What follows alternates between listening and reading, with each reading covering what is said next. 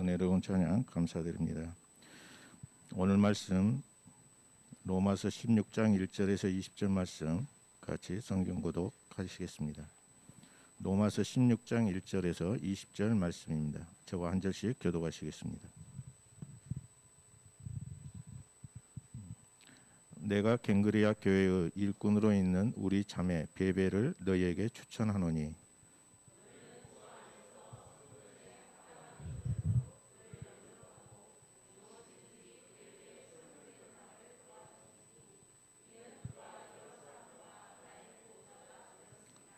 너희는 그리스도 예수 안에서 나의 동역자들인 브리스가와 아굴라에게 문안하라.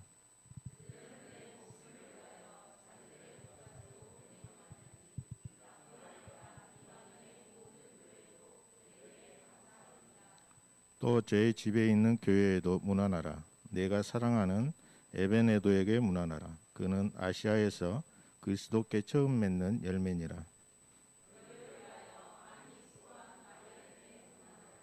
내 친척이요 나와 함께 갇혔던 안드로니고와 유니아에게 문안하라.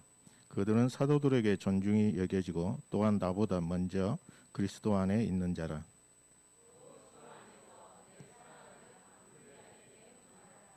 그리스도 안에서 우리의 동역자인 우르바노와 나의 사랑하는 스다구야에게 문안하라.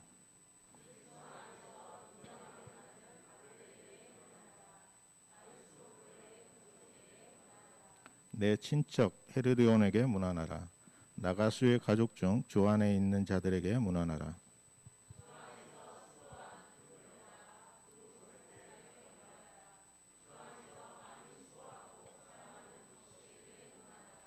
주 안에서 택하심을 입은 루포와 그의 어머니에게 문안하라. 그의 어머니는 곧 내 어머니니라.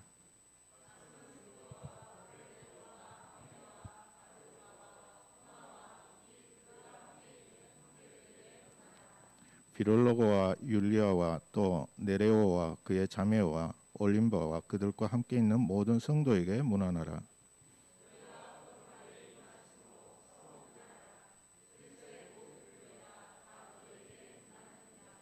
형제들아 내가 너희를 권하노니 너희가 배운 교훈을 거슬러 분쟁을 일으키거나 거치게 하는 자들을 살피고 그들에게서 떠나라.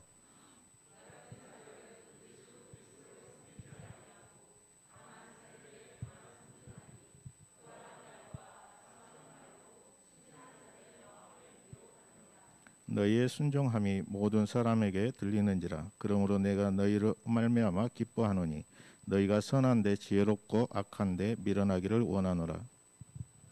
하나님께서 속히 사탄을 우리 주 예수 은혜가 너희에게 있을지어다. 아멘. 담임 목사님께서 너희의 순종함이 모든 사람에게 들리니라는 말씀으로 선포하실 때 큰 은혜 누리시기 바랍니다.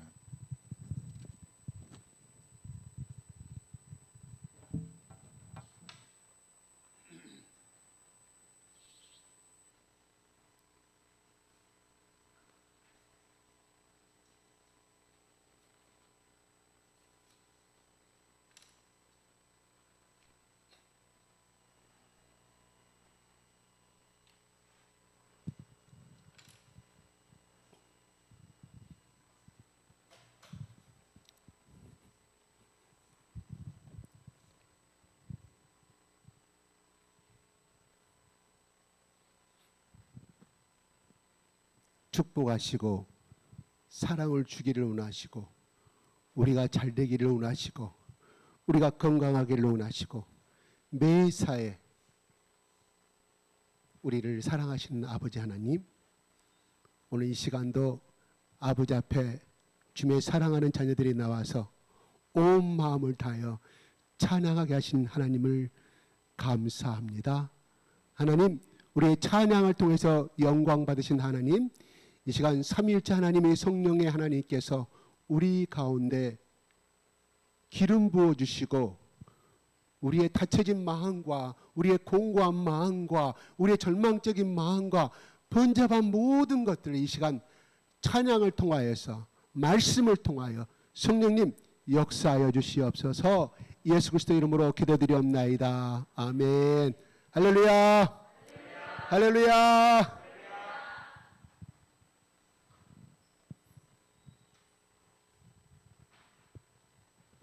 네, 한 사람이 안 보여서 제가 이렇게 두림번거림 제 눈에 안 보입니다.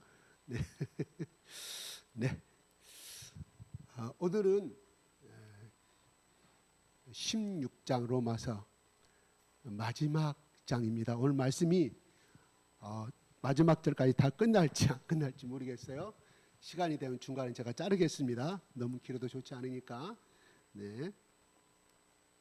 드디어 바울은 모든 로마에 있는 교인들에게 성령 안에서 주시고자 하는 모든 권면의 말씀과 또한 그리스도인들이 이 세상에서 살아가면서 지켜야 할 A와 또한 이 땅에서 우리 그리스도인들은 어떻게 살아갈 것인가를 권면하면서 마지막 16장은 자기를 위해서뿐만 아니라 하나님 나라를 위해서 수고한 모든 동역자들의 이름을 하나씩 열거하면서 오늘 로마서 말씀의 16장의 기나긴 말씀을 맞춰 갑니다.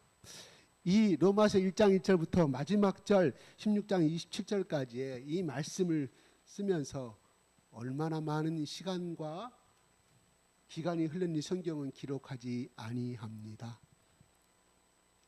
또 다른 예설에도 나오지 아니합니다. 얼마 동안에 썼다는가를 기록하지 아니합니다. 중요한 것은 그가 하나님 그들에게 쓰는 편지가 자기 어떤 지식과 자기 어떤 것을 자랑하기 위한 것이 아니라 자기를 통하여서 하나님이 로마의 교인들에게 들려주고자 하는 말씀들이었기 때문에 하나하나 글을 써 내려갈 때마다 또 기도하고 온 예수 그리스도의 심장을 다하여서 자기의 모든 에너지를 다 기울여서 이 말씀을 써 내려갔다는 것은 부인할 수 없는 사실이거든요. 그래서 첫 번째로 자기와 같이 하나님 나라를 위해서 수고하는 사람들의 이름이 나옵니다. 1절 한번 읽어볼까요? 시작.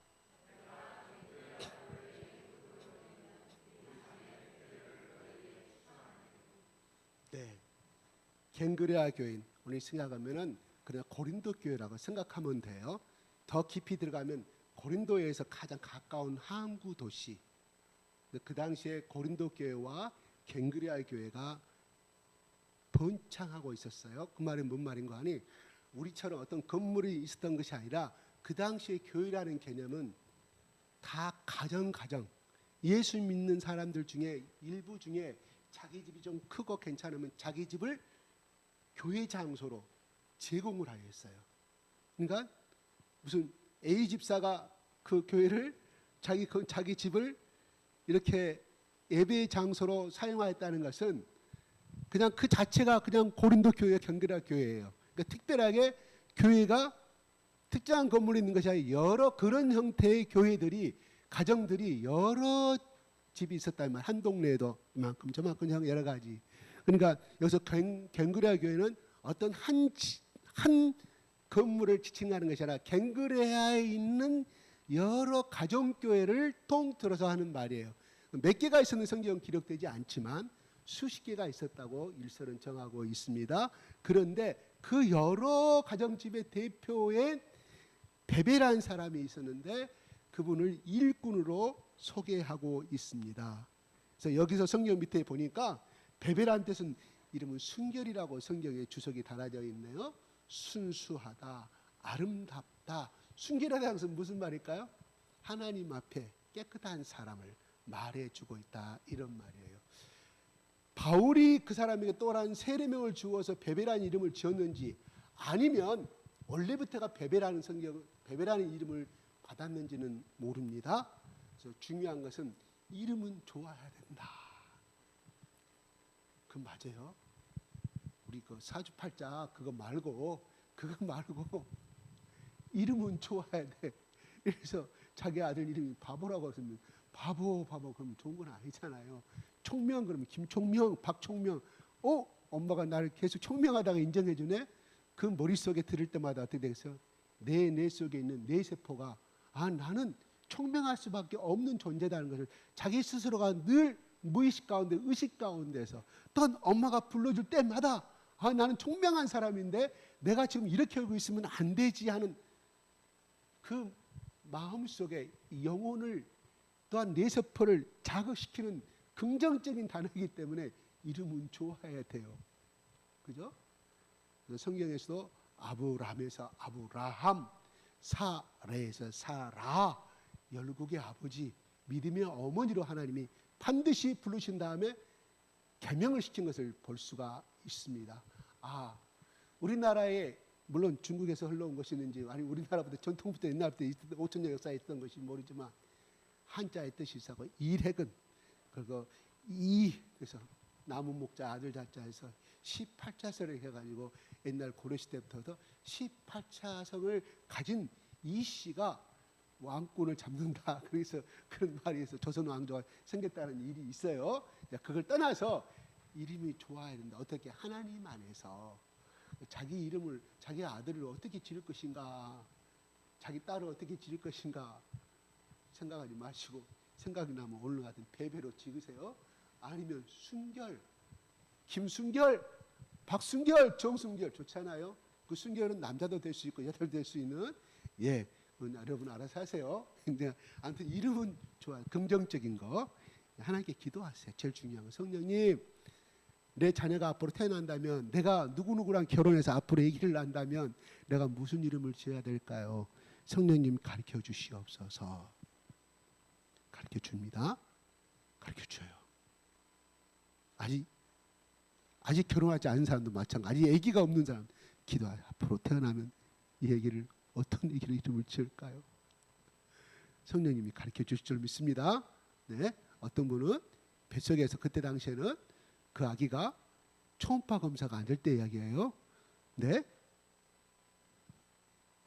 임신해가지고 기도할 때 하나님께 물어봅니다. 하나님, 내가 무슨 이름을 지어줄까요? 아들과 딸인지 모르는데 하나님 말씀해 주십시오. 그때 성령님 말씀합니다.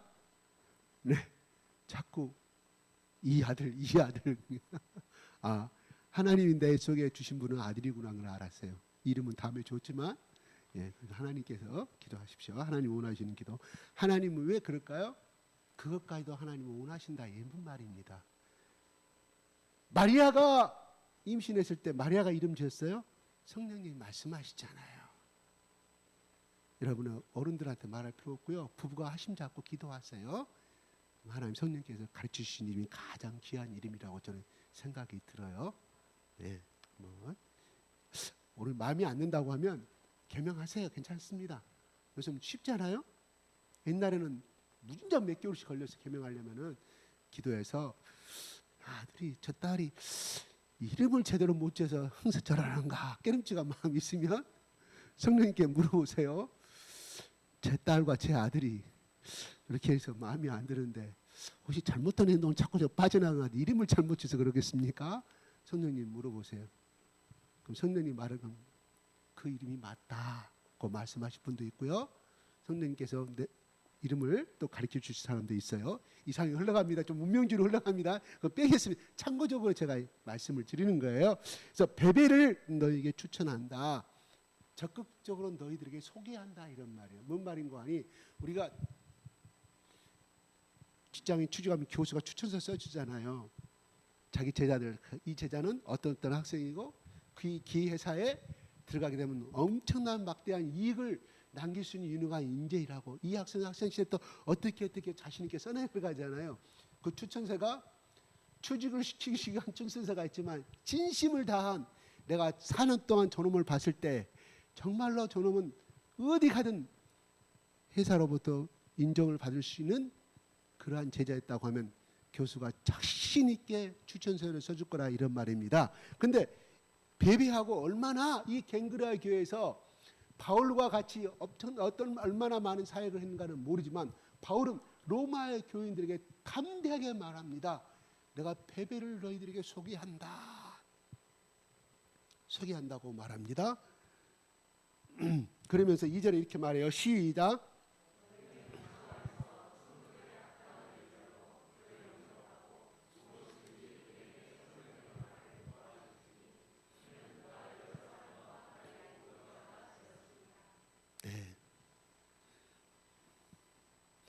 그를 영접하라. 베벨의 여자예요. 베벨을 영접하라. 그래가지고 왜 이 말을 쓰고 있냐면 과연 이 로마서를 16장까지 썼을 때 분량이 얼마나 큰지를 몰라. 우리 16장 하면 여기 인쇄술에 이거 페이지가 안 돼요. 그죠? 한 2, 3그램밖에 안 돼요. 근데 그 당시에는 엄청난 분량의 무게였을 것이라고 학자들은 말합니다. 이거를 전해줘야 할 거 아니에요. 근데 그 전달자가 누구였냐? 베베라는 여자였다는 겁니다. 왜 이 말이 중요하냐면 그 당시만 해도 여자라는 사람은 그냥 인구수에 포함이 안 됐다니까요.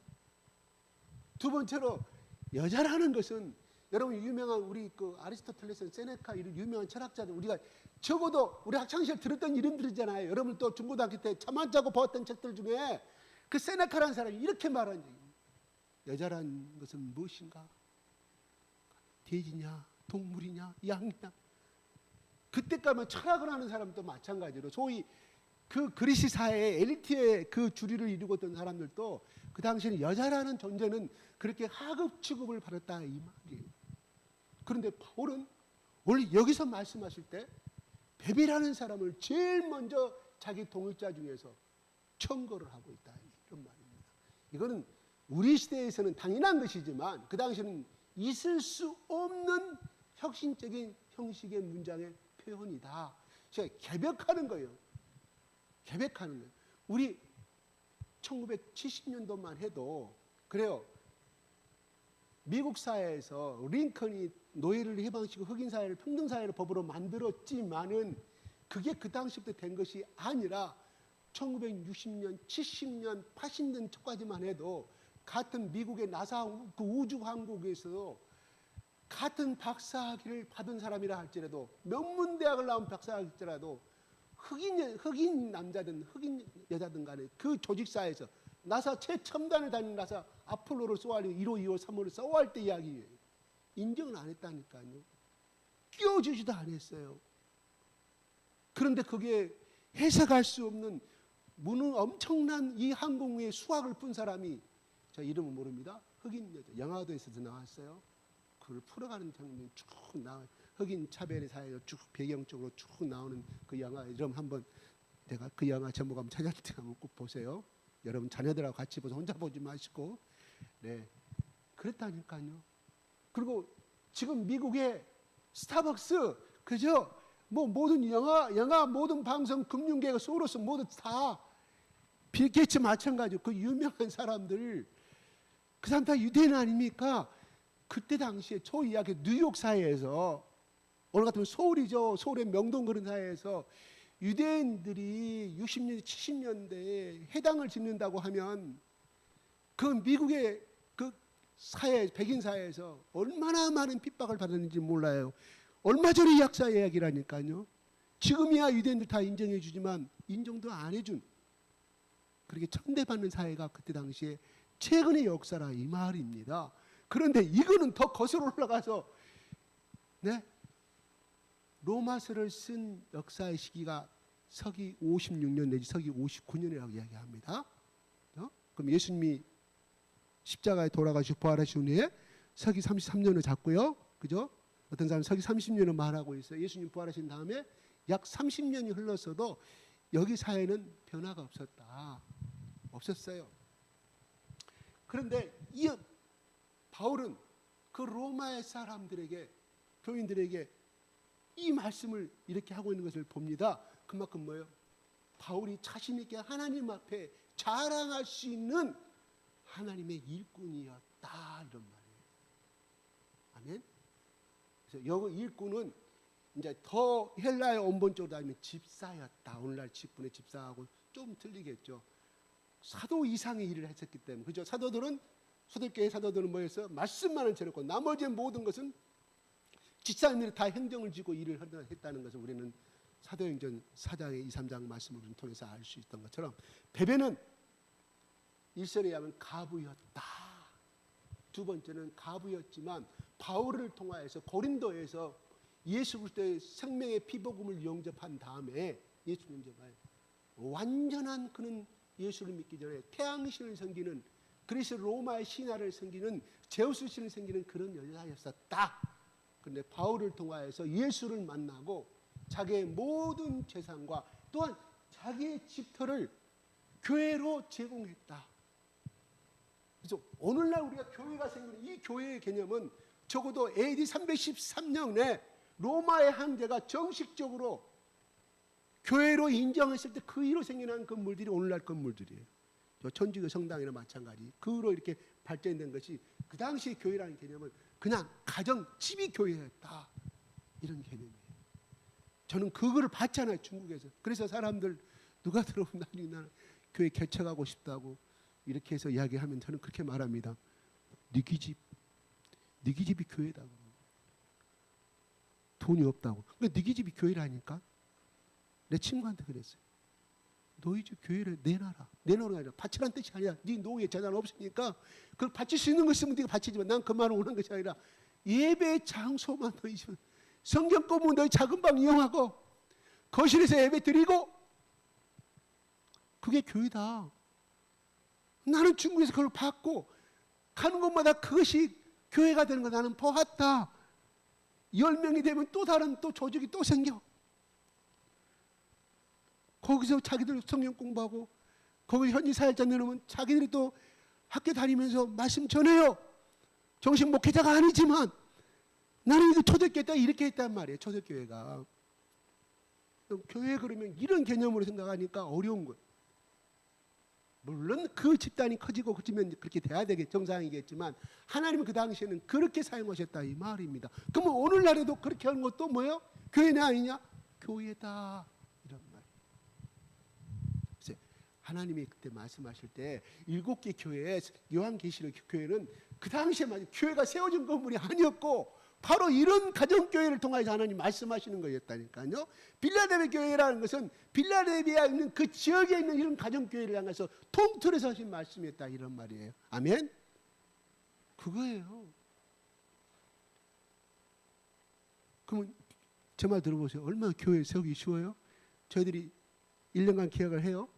중국 학생 이름으로. 그 당시 3만 유엔이었어요. 500만 원이에요. 지금은 엄청 올랐겠죠. 월세가.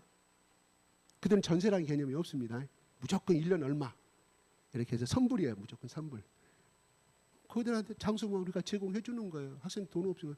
그 애들이 거기서 성경 공부 가르치면 배우고 그들이 또 가르치고 거기서 리더를 하나 세워. 그들이 메시지 전해. 신학 나온 거 아니에요. 나중에 다 신학을 보냈지만 쉽다니까요. 교회가. 그 당시 바로 이렇게 했다는 거예요. 누가? 집단을 헌금해 교회를 건물을 얻은 것이 아니라 자기 집을 그렇게 제공했다. 그게 얼마나 아름다운 거예요. 자기 집을 교회로 하나님의 일, 하나님의 피로 세워준 교회로 제공하였다는 자체는 엄청난 그리스도 앞에 헌신이나 이런 말이겠죠. 그 집을 100% 하나님 교회에 들었다는 성경은 없어요. 장소를 제공해요. 장소를. 네. 그런데 그에게 그렇게 말하면서 베베는 여기서 일꾼이라는 말은요, 쉽게 말하면 남을 섬기는 자, 종이라는 의미를 가지고 있습니다. 그러나 신학적인 의미는 이제 일꾼이라는 집사의 의미를 가지고 있다는 것을 우리는 보게 됩니다. 또 다른 뜻은 집사의 깊은 의미 뜻은 뭐냐면 일을 챙긴다, 일을 잡는다는 뜻을 가지고 있어요. 그러면 그러니까 그 당시에 집사라는 개념은 항상 하나님의 일을 찾아서 다니는 사람, 하나님을 위해서 내가 뭔가를 봉사하는 것이 있는가, 기뻐할 것이 있는가를 찾아다니는 사람, 그래서 그걸 찾아서 충성을 다하는 사람을 집사라고 그랬어요. 옛날에 우리 교회 왔는가는 모르지만 여러분 예전에 20년 전에 박영문이라는 분이 항상 센세이션을 일으켰어요. 깡패 출신에 뭐 교회를 불태우려고 했던 사람. 저쪽에 무슨 교회 목사님 동생이었죠. 중국 갔다 온 이야기 여러분 들었죠? 그분이 집사란 말을 자기 교회를 한 번도 안 하니까 집을 사는 사람이 집사라 그렇게 해석을 웃기는 말을 한번 했던 기억이 납니다. 하나님이 베베라는 사람을 여자를 하나님이 그 당시 쓰셨다. 인간의 눈으로 인정도 받지도 못하고 인간의 사회에서는 평판도 받지 못한 사람을 하나님은 바울이 복음전도 사역에 베베란 여자를 동역자로 세워서 비록 집사의 직분이었지만 이건 동역자의 동역자, 하나님의 동역자, 바울의 동역자였지만 하나님의 동역자예요. 동역자가 뭐예요? 같은 일을 하는 사람이란, 같은 일을, 같은 목적을 가지고 같은 일을 하는 동행하는 사람. 그게 바로 베베였고 그분은 곧 예수 그리스도의 동역자였고 하나님의 동역자였다. 이런 말입니다. 그가 부자였기 때문에, 가부였기 때문에 그런 것이 아니라 꽤 그 사회, 고린도 사회에서도 꽤 유력한 인사였다고 합니다. 그런데 자기가 가진 모든 재물을 그렇게 하나님의 영광을 위해서 일을 했다. 만약에 베베라는 사람이 적당하게 예수 믿고 적당하게 인생을 끝났다고 하면 오늘날 이 성경의 로마서 16장에 2000년 동안 베베라는 이름이 얼마나 많이 불러졌을까요? 위대한 인생의 길을 살았기 때문에 하나님이 바울의 손을 통하여서 베베라는 여자의 이름을, 행적을 간략하게 기록하게 만들었다. 할렐루야. 우리도 하나님 앞에, 바울 앞에 인정받았다면 그는 하나님 앞에 인정을 받았다. 이런 말이에요. 그리고 로마에 가서 남자가 가는 거 이해가겠죠. 여자가 갔을 때 로마 사람들이, 또 큰 로마의 사람들이 식민지 지배의 사람이 그 갔을 때 얼마나 우습게 봤을까요?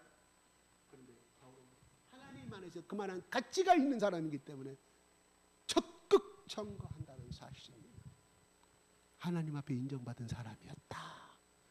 우리 모두가 이러한 모든 우리의 베베 같은 아름다운 하나님과 동역하는 하나님의 충성된 동역자가 되기를 예수 그리스도 이름으로 축복합니다.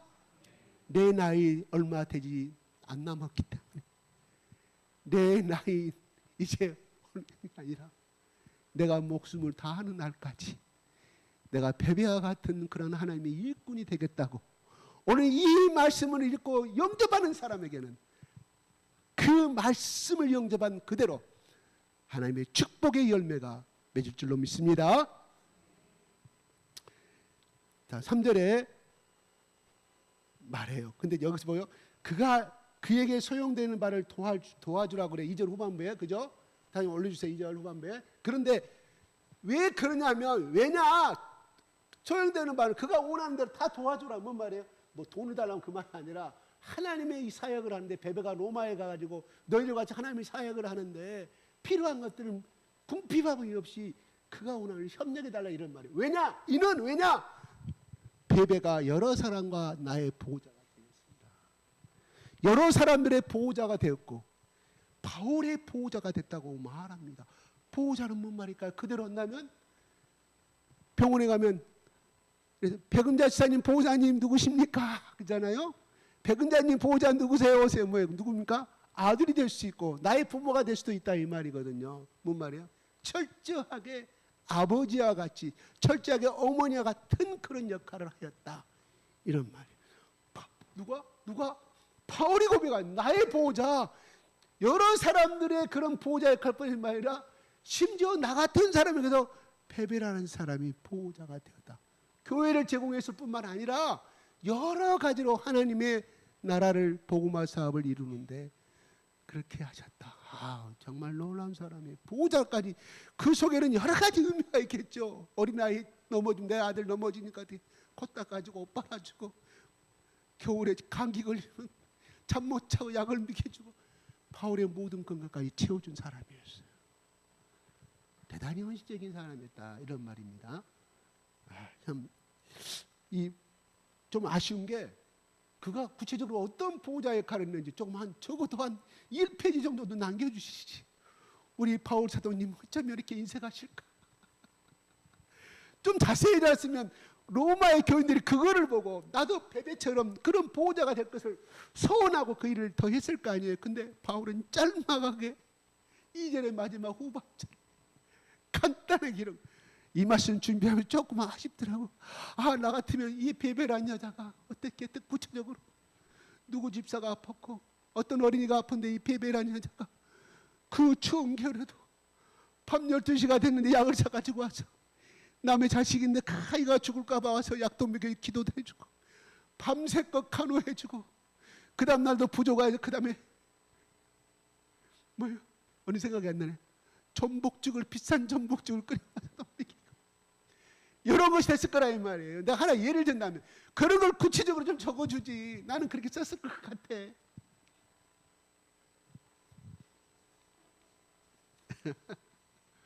어떤 분이 자기 어머니가 병원에 입원한 이제 요양병원에 나이 드셔가지고 뭐 욕창이 생기니까 그게 너무 안타까워가지고 누구한테 들으니까 전복을 사서 끓여주면 그것이 새살이 올라온 그런 능력이 있는가 봐요. 그래서 전복이 비싼 건가 봐요. 나는 몰랐어요. 그걸 3개월 동안 달마다 끓여가 자기 어머니한테 갖다 드렸는데 요양소에 있던 자기 어머니가 그걸 먹고 이 욕창이 없어지더라는 거예요. 참고적으로 여러분 부모들 중에 참고적으로 잘 들으라고 말이에요. 근데 3개월 동안 끓인다는 건 보통 일이 아니잖아요. 하루 이틀 가지고 어머니 시집간 딸 가서 엄마 나 전복죽 끓여왔어. 엄마가 아프다 그래서 그래 잠깐 한두 번 하는 것은 누구든지 할 수가 있어요. 근데 자기 생업이 있는데 3개월 동안 자기 엄마가 그 나을 때까지 끓인다는 자체는 보통 엄마를 위한 깊은 이익주 사랑이 아니고는 할 수가 없는 것이죠. 실제적으로 일어났던 사건입니다. 네,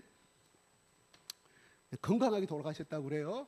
네, 그것도 마지막으로 제가 최근에 저희 어머니 고관절 나가서 또 어제도 제가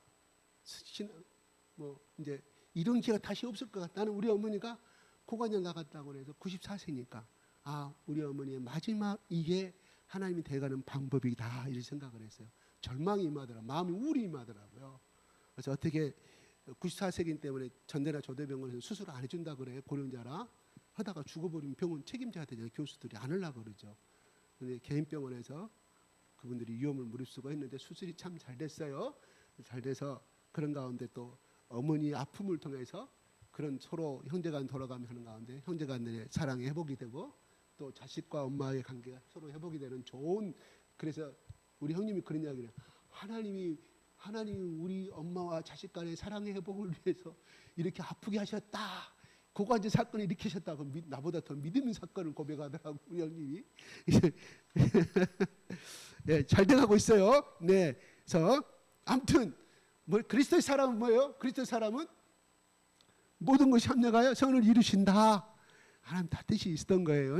그러니까 왜 나는 속을 순간 그 저녁에 그 사건을 듣고 자식들한테 저녁 8시 사건이 벌어졌는데 이것이 부러진 사건이 벌어졌는데 선풍기 여러분 집안에 혹시 여러분 어머니 혼자 사시는데 선풍기 오늘 저녁에 퇴근하시면 집에 가서 교회 선풍기 줄 작게 끈으로 묶어주세요.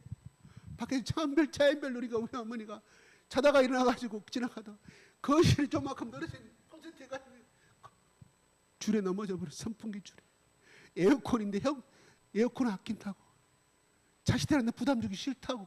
그거 틀면 나이 우리 엄마 장애인이거든요. 2개 이거 했어요. 지금은 2개 해도 인공관절해도 장애는 안 돼요. 지금 옛날에 했기 때문에 됐어요. 근데다가 우리 어머니 어릴 때부터 이게 중이염, 이 청각장애가 지금 기능을 다 잃었어요. 그래서 우리 엄마가 상급장애인가 그랬어요. 근데 이렇게 해가지고 정기요금 보니까 이게 4,000원 이상이 안 넘더라고. 아무리 써도 정액적으로 해가지고 다 나머지 감면이야. 어디도 가니까 에어컨을 안 켜고 있어. 엄마 여기 요금 봐봐. 관리비 요금 전기요금 4,000원. 엄마가 원래 4만 원 내야 되는데 4,000원. 마음껏 들어. 우리가 대줄 테니까 마음껏 들어. 그러냐? 그럼 나 틀난다. 근데 좀 있으니까 야 나 춥다 좀 꺼라. 추워서 그런 거야. 돈 나가는 거 자식들 때문에. 너무 그것도 안 좋아요. 이러면 혹시 자식들이 그럼 팍팍 쓰세요. 예, 제가 이렇게 좀 좋은 사람이 있어서 제가 좀 웃고자 좀 말했습니다. 시간이 없네. 이제 벌써 15분밖에 안 남았는데. 예, 집사의 뜻은 일을 챙긴다. 바울이 하면 나의 보호자였다. 나의 보호자. 바울이요. 이분이 어떤 사람이든 바울이 감동해. 이때 나이가 바울이 몇 살이냐? 50세. 제가 사도행전에서 뭐라고요? 40세가 넘으면 이미 고령의 나이, 죽을 나이였단 말이에요. 근데 그 10세를 오버하는 50세. 그래 그 여자를 향하여 베베는 몇 살인지 몰라요? 나의 보호자였다. 나의 엄마 같은 사람이었다. 믿음의 엄마, 신앙의 엄마 같은 사람이었다. 이렇게 고백하는 것을. 그러니까 그 말이 뭐냐? 나를 향해서 이렇게 동행했다는 뜻이 중요한 것이 아니라 그가 하나님을 향해서 그렇게 신실하고 순결한 사람이었기 때문에 너희들의 패배를 영접하고 하나님을 접대하는 것은 곧 예수 그리스도의 종을 영접하는 것이다. 이런 뜻이 들어있는 거예요. 예수님이 12제자를 보낼 때 뭐라고 그래서 너를 영접하는 곧 나를 영접하는 것이라고 그렇게 말했어요. 제자들에게. 그러므로 뭐예요? 이 사람 속에 베베란 속에 누가 들어있습니까? 성삼위 하나님 성령님이 계시는 것을 그분을 환영하고 한대하고 그분이 필요한 것을 접대하는 것은 곧 하나님을 예수 그리스도 영접하는 것이죠. 그래서 우리가 창세기 19장에 나온 것처럼 무의식 중에 알지도 못한 가운데 아브라함의 천막 가운데 졸고 있을 때 세 사람은 하나님을 천사를 만나서 하나님을 영접한 걸로 신학은 히브리서는 그렇게 기록하고 있지 않습니까? 마찬가지로 그런 것을 다 근거로 하여서 베베를 환영해 주라, 영접해 주라고 그렇게 말하고 있습니다. 그 다음에 3절 시작.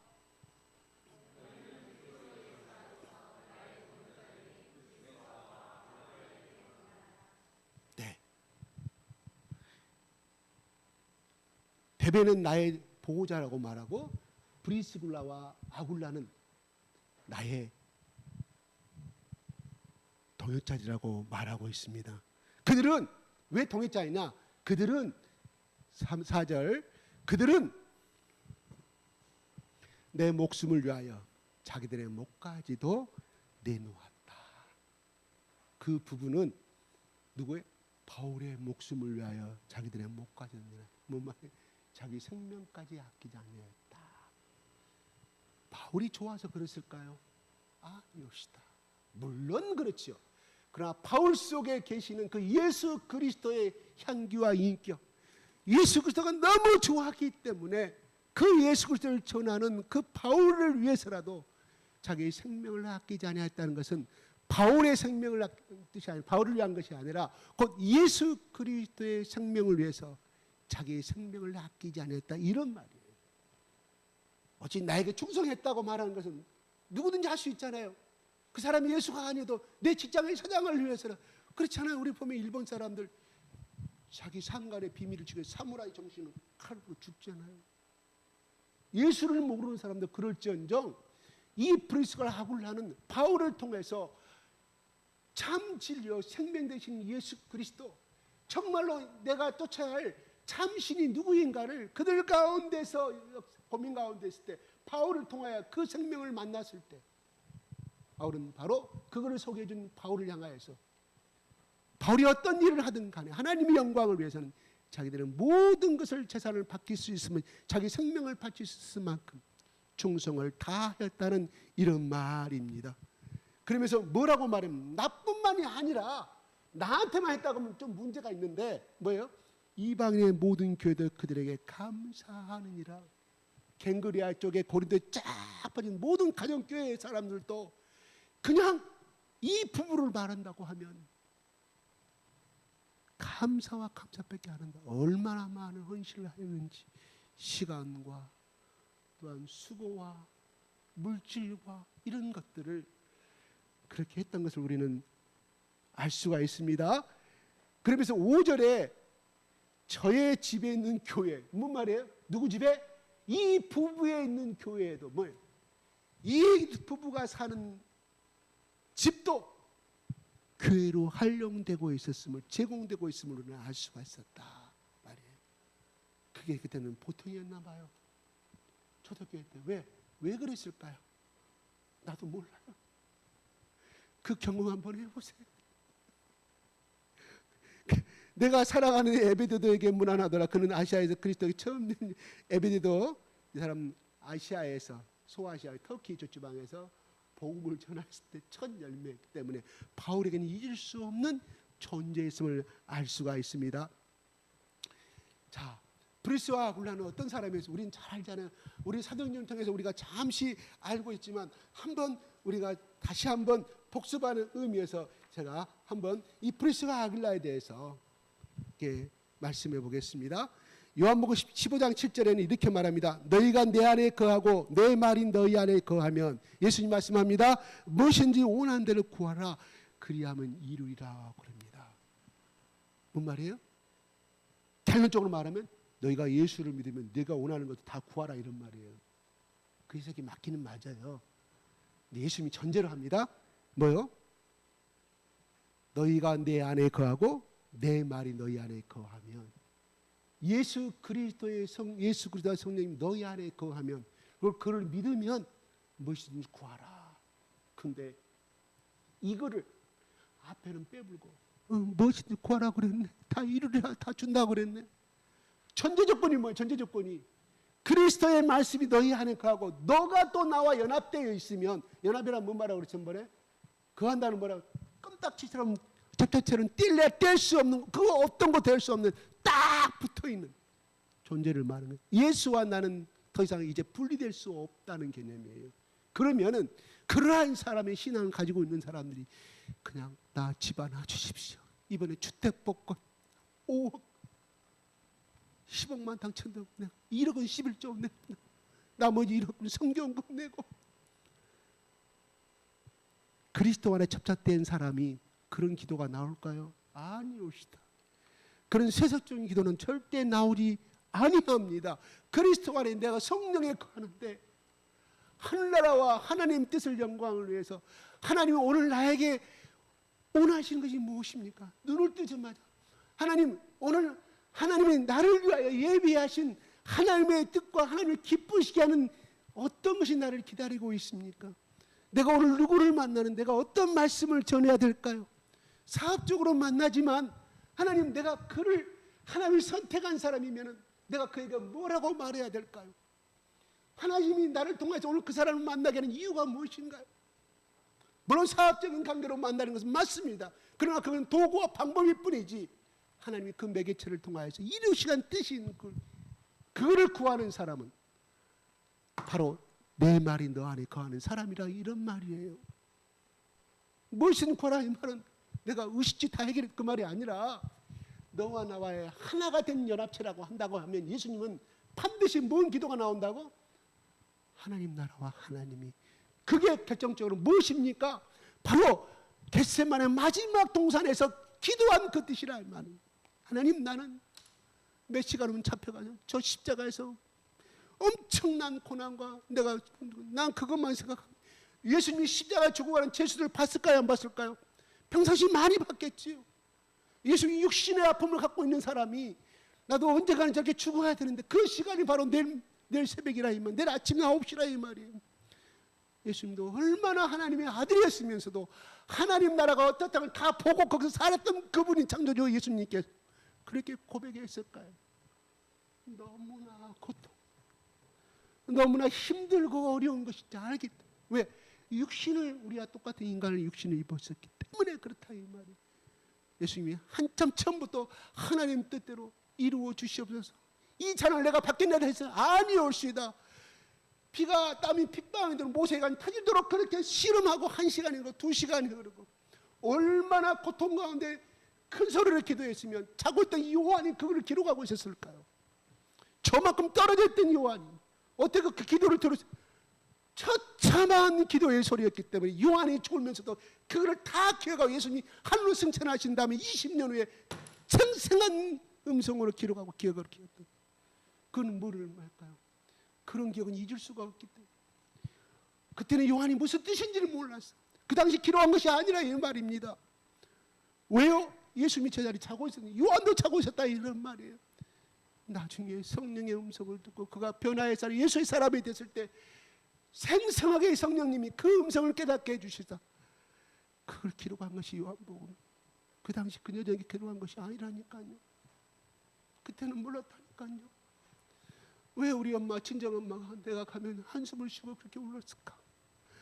왜 우리 아버지가 그렇게 60세, 70세 됐을 때 왜 그렇게 한숨 주고 눈물을 흘리며 술을 마시며 고통의 소리를 질렀으면, 내가 그 나이가 됐을 때 부모의, 내 친정 엄마의 마음을 알고 내 돌아가신 아버지의 마음을 알듯이 요한이 그때가 되시자 하나님이 그거를 생각나게 만들어서 그 예수 그리스도의 마지막의 쯤의 기도의 소리를 생생하게 기록하게 만들었다 이런 말입니다. 할렐루야. 그래요. 바로 그거예요. 그거 예수님이 바로 하나님과 하나 된 사람이기 때문에 마지막에 하나님 나는 이렇게 처참하게 죽을 수가 없는데 그러나 하나님이 드시면 내가 달게 받겠나이다. 내 자를 내가 마시겠나이다 고백한 거예요.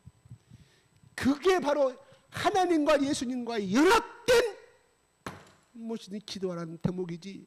너희 필요한 거 그냥 그 말이 하니까 우리 성도들이 이제는 그런 3차원 1차원적인 세계가 아니라 저 보전 4차원의 세계의 기도로 점점 올라가는 것을 많이 봅니다. 그래서 저는 어제도 그제도 누구 만났는데 우리 교인 자랑했어요. 목사님 교회가 얼마나 커요? 우주만큼 크다. 그런 교회가 강주에 있어요. 있어. 왜 그렇게 커요?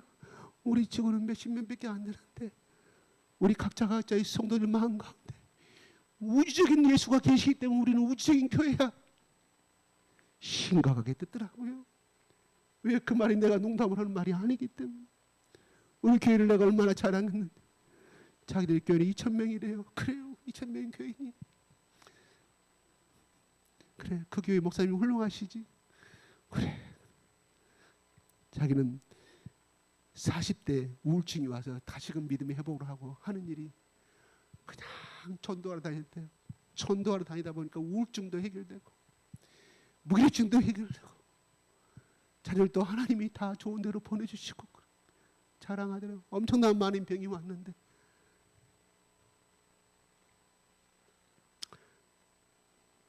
선생님이 떠난 다음에 저희 신앙을 다 잃어버렸어요. 그래서 이런 믿음의 사람하고 물론 결혼하긴 했는데 시어머니 시아버지 다 예수 안 믿는 사람, 남편도 그냥 예수 믿기는 믿는데 신앙 다 잃어버렸어요. 애들 키우고 삼남매 키우느라고 40세에 병이 오고 그래요. 그래서 다시 교회에 나가게 돼갖고 다시 일어설 수 있는 것은 선생님이 그 당시에 우리를 모아놓고 그렇게 열심히 순수 복음을 가르쳐준 대가라고. 내가 가르쳐준 게 아니야. 성령님이 하신 거. 내가 물어봤어요. 너희들한테 성경 공부 가르칠 때 내가 이 예수를 믿으면 너희들 좋은 데 시집하고 잘 살고 부자가 된다는 그런 복음을 내가 가르친 적 있느냐? 그런 기억 한 번도 없어요. 그래.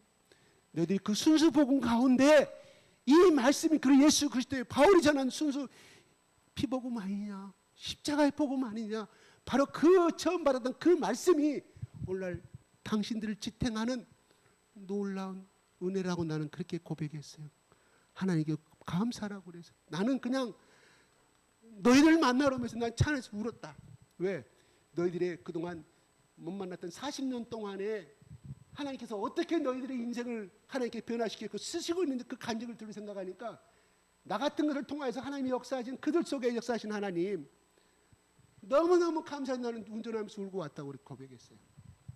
그들도 눈 고백 싱글싱글 울면서 그렇게 서로 잠깐의 시간을 나눴는데요. 다 신앙적으로 잘 살고 있더라고요. 그래서 제가 복음을 제가 보람을 느꼈어요. 그래 내가 다시 한번 느낀 인생이 살면서 낭비할 것은 아무것도 없구나. 누가 고백하더라고요. 꿈에서 나타나는데 모든 것을 다 불살라 얹어버리더라고요. 분명히 방 안에 수십 달러를 수백 달러를 놨는데 그것도 다 불타고 젖어버렸는데 꿈에 생생하게 보여주더라고요. 제가 느끼기에 이 세상에 인간이 살다가 남고 돌아가는 다 필요가 없구나. 오직 사도 바울처럼 예수님처럼 한 인간의 생명을 주님 안으로 인도한 이 역사, 제자를 키우는 이 역사만이 남는 역사이구나. 오늘 저는 또 아침부터 일찍 와서 저 주일학교 학생들을 가르치기 위해서 열심히 생일 파티를 해주고 또 어제 또 와서 오늘 아침에 보니까 어린이 구원잔치 벽불을 쫙 깔는.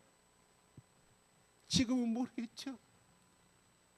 나중에 20년 30년 지나고 나중에 하나님 앞에 결산할 때가 왔을 때 하나님이 여러분이 눈 감기 전에 그걸 생생하게 보여줄 줄로 믿습니다. 나는 그들이 나한테 배웠던 그들이 지금 어떻게 변한 소식은 나는 알 수가 없었어요. 떠나버린 사람도 있고 어떤 소리 들기로는 세상 길로 돌아가는 사람도 있고 또 어떤 사람은 뭐 어떻게 됐다니 장국 맺는데 여러 소식을 들으셔서 너무 감사했습니다. 내가 너희라고 말하지 못하겠더라고요. 나이가 59세 60세야. 이미 내가 만났는데 너무너무 어스러웠어요. 너무너무 말하기 반말했다가 그랬어요 저랬어요. 다 할머니들 60세 59세 다 할머니시래요. 그죠? 그런데 중요한 것은 그들을 통하여 또 하나님 많은 제자를 양성시켜서, 그래서 마태복음 28장 너는 모든 민족으로 제자를 삼으라고 먼저 그랬어요. 제자를 삼으라. 아버지 아들과 이름으로 성령을 주고 세례를 주라 아니라 먼저 모든 민족으로 너희는 가라. 모든 민족으로 제자를 삼은 다음에 뭐예요? 그대로 해석한다면 아버지와 아들과 성령의 이름으로 세례를 주고 내가 가르쳐 지키게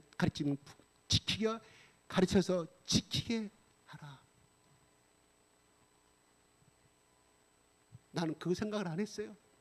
어쩐지 이들 속에 예수 그리스도를 심어주면 예수님의 제자 방법으로 12제자 500제자들이 결국은 그들이 전 세계 복음화를 이끄는 일꾼이 되었던 것처럼 예수님 3년 밤에 올라가 버리셨지만은 나는 그 생각만 했어요. 그런데 하나님이 그들을 통한 또 많은 일꾼들을 탄생시켜준 고백을 들었을 때 내가 보람을 느껴서 그래, 이 땅에 살다가 남을 것은 그것밖에 없구나. 그것밖에 없구나.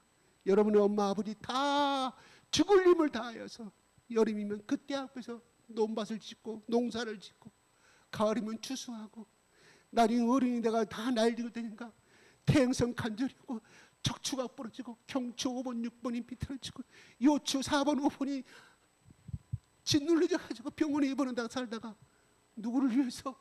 자기 자식을 위해서, 여러분을 위해서 살다가 왔어요. 우리는 인간의 조선 대대로 내려오는 이건 변할 수 없는 우리 조상들의 법칙 아니겠습니까? 그래, 그분들의 인생도 아름다운 인생이요, 보람된 인생이죠. 그러면 우리는 그렇게 살다가 갈 것인가? 물론 그렇게 살아야죠. 그러나 그리스도의 이름을 가진, 그리스도의 국적을 가진 시민권을 가진 자녀들 어떻게 살아야 될 것인가? 오늘 바울은 말합니다. 그 한 사람 한 사람의, 오늘날 로마 교회가 있었고 고린도 교회가, ken그레아 교회가 있었고 빌립보 교회가 있었고, 오늘 이것은 무엇을 알 수 있느냐? 바울이 한 사람이 이룬 것이 아니라 하나님이 하나님의 사람들을 통해서 같이 이루신 역사일 뿐이지, 다만 그 이름이 바울이라는 이름으로 대표되는 것이지, 오늘날 통일자들 이름이 37명이 오늘날 성경 보시면 오늘 16장에 다 나옵니다. 그들이 자기 맡은 일을 참으로 해요. 이런 이 땅의 그 초기 때 유럽 사회 그 무식한 나라, 그래서 우리 아놀드 토인비 미국 영국의 유명한 역사가 그렇게 말했습니다. 바울이 예수의 복음을 싣고 지중해를 건너갈 때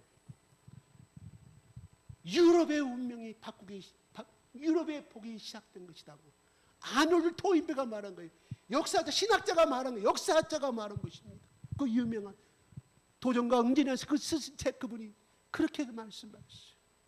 만약에 바울이 지중해 향해서 갈 때 그냥 호요식 호람선을 타고 오늘은 그리스의 안테나에 꿈을 하고 오령여기장 이 사람과 싸움을 하는 검투사의 그리스의 그 싸움을 보고 인생을 지겠다고 하면, 그래요, 그 자식 때문에 나중에 우리 아버지는 살아생전에 세계를 3번 지중해 배를 타고 다니면서 이렇게 호화스럽게 살았던 우리 집안의 가문이야. 그런데 오늘날 쫄딱하게 사는 것뿐이지 우리 집안은 그런 사람이었다고 자랑해봐야 우리 역사에 남는 것이 뭐가 있겠습니까? 오늘 보면 바울의 친척들도 나와요. 뭔 말이에요? 바울의 친척들 중에 일설에 의하면 바울을 통하여 바울보다 더 예수를 먼저 믿은 사람들이 나중에 바울의 동역자가 됐다는 것을 이렇게 나와요. 성경 말씀. 나중에 바울이 정말 우리 정설로 의하면 총각으로 죽었다고 말하지만 그거는 몰라요. 내가 총각의 독신이란 말은 내가 결혼했다 안 했단 말이 나오지 않아요. 만약에 바울이 결혼하고 자식이 있었다고 하면 우리 3대조 할아버지, 5대조 할아버지, 증조 할아버지가 바울이었는데, 야, 사도행전 로마에 기록되지 않느냐? 우리 할아버지가 이런 사람이었다. 그리고 우리는 이런 피가 흐르는 사람이기 때문에 너희들과 같은 길을 갈 수가 없다. 우리 조상의 할아버지가 이렇게 눈물을 피 흘리며 전한 이 생명의 복음의 훌륭한 가문인데 어찌하여 내가 이 생각 나가면 이 길을 살아갈 것인가? 절대 그 길을 갈 수가 없죠. 아멘. 오늘 우리가 많은 통역자들의 이름을 다 기록되어 있지만 오늘 우리 교회가 이까지 오게 된 것은 어떤 한 사람이 아니라 여러분들 알게 모르게 어제도 오늘도 여러분 주일학교 여러분 가르치면서 얼마나 기쁨이 임할까요? 얼마나 보고 싶던 일주일에 오늘 가면 그 애들 또 오겠지. 누구 가영이도 오고 다영이도 오고 또 누구 승욱이도 오고. 여러분 마음과 기쁨이 안 임하는 설렘이 나도 마찬가지예요. 오늘 여름 통요. 오늘은 또 우리 성도님 다 오겠지. 제발 누구 중에 꼭 그 사람은 안 빠졌으면 좋겠는데 오늘도 빠져버렸어. 내 탓이죠. 내가 전화 신방도 못하고 기도하지 못한 내 탓이라고 생각을 들어요. 내가 특별히 전화했는데 안 왔어요. 내 기도가 부족하겠죠. 그런데 어쨌든 간에 여러분을 만나는 설레임, 여러분 또 여러분의 맡은 그 직무가 어린아이를 만나고 전 그 말씀 가운데서 그 아들이 내일 보면서도 그 아들 얼굴이 어릴 때마다 얼마나 기쁨이 많던가요. 그게 직분 자의 예수 그리스도 하나님 영광을 위한 구원을 맡은 자의 기쁨입니다. 이 기쁨은 누가 헤아릴 수 있어요? 해본 자만이, 맛본 자만이. 내가 어린집에 부추탕에 아무리 맛있다고 황정, 그래 너는 돈 많으니까 거기 가서 맛있게 먹지. 듣는 사람은 흥미도 없어요. 그래야 하고 끝나요. 그런데 맛본 사람은 또 가잖아요. 여러분 주일학교 교사하는데 여러분 교회에서 뭐 돈 줍니까? 월급 줍니까? 나는 그 개척교회 가가지고 얼마나 목사가 먹을 것이면 새벽에 복음을 전하다 피터가 쓰러질 때 그 당시 그랬었어요. 그래서 그분은 어른에 봤던 나는 주일학교 때 다 내가 물론 하나님이 그렇게 해주신 내가 자랑이 아니라 지금 생각하면 성령께 그 힘을 주신 것 같아요. 한 푸도 달란 말도 안 했어요. 그때 우리 집 다 망해볼 때 뒤이야기입니다. 나는 기쁨을 했어요. 왜? 나 같은 죄는 하나님 나를 써주시니까 자원하는 마음으로 가서 아침부터 저녁까지. 근데 하나님이 다 채워줍니다. 하나님이 다 채워주더라고요. 뭐를 채워줘? 네가 내일에 있기 때문에 네가 바라는 거 뭐니 먹고 마시고 자야 될 거 아니에요. 의식이 하나님 다 채워주더라고요. 여러 가지 방법으로. 나는 한 번도 그런 기도를 한 적이 없다니까요. 내가 정말 하나님께서 정말 나에게 주신 정말 감사했던 것은 그 아이들에게 한 번도 예수 그리스도의 피의 십자가 그리스도 구원의 은혜와 하나님 나라의 일을 하는 것이 얼마나 아름다운 것 그 이해 내가 가르쳐준 적이 없다. 내가 다시 한번 혹시 물어봤어요. 그 이해 거 혹시 여러분들한테 기억나냐? 아니요. 순수 복음을 저들한테 가르칠 때문에 오늘날 저희들이 있을 수 있는 그리스도의 다가 됐다고 처음부터 끝날 때까지 그런 고백을 할 때 하나님 감사합니다. 나는 그것 근데 칭찬받았기 때문에 하늘나라에 그거 없어질 것 같아. 이미 칭찬받았기 때문에. 여러분들도 바울처럼 이렇게 아름다운 동역자들을 만나서 이렇게 아름다운 사역을 해가는 여러분 하나하나의 바울이 돼서 이 나라에 이 서른받은 5천년에 침략받는 1200번이나 침략을 받을 수밖에 없고 내 사랑하는 아들과 딸들이 저 중국의 포로로 팔려가고 저 일본으로 팔려간 나가사키 그 항구에서 저 중세 유럽의 1500년 1600년도에 전부 다 포르투갈로 노예로 팔려가고 저 유럽의 노예로 팔려갔던 역사가 기록되지 않습니까? 이런 비참한 인생을 우리가 후손들에게 안 남겨주기 위해서는 뭐냐? 바로 이 나라 이 땅에 하나님의 일꾼과 하나님의 민족이 세워지고 더 많이 세워지는 이상 더 이상 어떤 강대국도 무릎 꿇지 아니하고 당당하게 저 미국처럼 강대한 경제대국이요 군사대국으로 하나님 우리를 지켜주는 말미암아 하나님 우리에게 이 땅에 이 나라 이 민족에 이 한국 민족에 주신 위대한 22세의 사명을 감당할 줄로 믿습니다. 다 같이 기도하고 마치겠습니다. 주여 주여 하나님 아버지 오늘 우리에게 바울이 마지막 16장을 로마서 말씀을 정리하면서 이 로마서를 전해줘야 할 첫 번째 사람을 말합니다. 바로 인구수에 포함되지 아니하고 그냥 하등급의 동물에 취급받을 수밖에 없는 그 여자의 신분인 베베란 여자를 통하여 하나님 로마의 교인들에게 적극 청구하며 그는 모든 동역자들과 여러 사람과 나의 보호자가 되었음을 선포하고 있습니다. 갱그레아 교회에서는 뺄 수 없는 그리스도의 일꾼이었음을 고백합니다. 얼마나 많은 헌신과 하나님 나라와 하나님의 복음을 위하여 헌신하였는지 베베라는 이 가부 여자를 바울은 첫 번째 열거하고 있습니다. 하나님 만약 베베가 부자의 가부로서의 삶을 살았다고 하면 몰라 이 위한 성경책에 기록되지 못할 하나님의 나라의 족보에 기록되지는 못할 사람이었지만 하나님 베베란 여자를 통하여 아버지 하나님 이 그리스도의 교회를 이 땅에 세우시는 하나님이 사용하시고 영광받았음을 보게 됩니다. 우리 모두가 아버지 하나님 베베보다 못날 수도 있고 더 나을 수도 있지만 베베가 걸었던 그 길을 아름다운 길을 하나님의 동역자가 되는 축복을 허락하여 주시옵소서. 하나님 이 땅에 소망을 두지 아니하고 하나님 저 죽어가는 영혼들을 위하여 헌신하고 눈물로 기도하는 영적인 어머니가 될 수 있도록 축복하여 주시옵소서. 또한 브리스라와 아굴라를 향해서 하나님 바울이 나의 동역자라고 말한 것은 그들은 하나님의 동역자였고 예수 그리스도의 동역자였고 성령의 동역자였습니다. 보혜사 성령이 곧 남을 돕는 헬퍼였습니다. 바로 이 부분은 베베도 마찬가지입니다. 그리스도 안에서 예수 그리스도가 주시는 그 성령께 주시는 그 사랑의 능력으로 모든 약한 자를 돕고 그들을 회복시키고 예수를 알지 못하는 영혼들이 예수 그리스도의 복음을 증거하여서 지옥에서 지옥에서 천국으로 인도하는 중보자의 제자양 직분을 감당하신 하나님 감사합니다. 불쌍히 아굴라는 아버지 고린도의 자기 가정을 아버지 하는 교회로 제공하는 아버지 헌신적인 사람이었음을 고백합니다. 아버지 우리도 하나님 아버지 너의 마음이 있는 곳에 너의 재물이 있는 곳에 마음이 있다고 말씀하였는 것처럼 우리 하나님 나라를 우리의 영원한 안식처로 삼고 아버지 하나님 이 땅에 그리스도의 교회가 강건하여지고 우리 한 사람 한 사람이 다 교회인지라 오니 한 사람 한 사람 어린 영혼 한 사람 한 사람이 강건하게 교회로 세워지는 그 직분을 감당케 하여 주시옵소서.